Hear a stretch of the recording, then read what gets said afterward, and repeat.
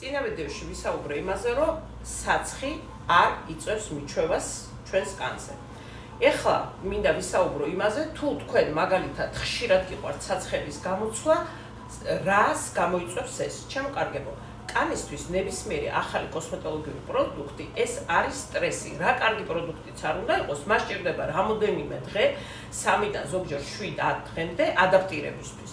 ამიტომაც თუ არ არის ეს აუცილებლობა, ხო, მაგ შემთხვევაში შეგიძლიათ გააგრძელოთ თქვენი საცხის გამოყენებას, მაგრამ როცა ახალი შეყვავს, ხო, ახალი საცხი, მზად იყავით იმისთვის, რომ 3-7 დღის მანძილზე თქვენმა კანმა შეიძლება არაადეკვატურად მიიღოს ეს, სანამ ის მიეჩვევა, რა კაი საცხიც არ უნდა იყოს და მისთვის მისაღები, მას მაინც სჭირდება ადაპტაციის პროცესი.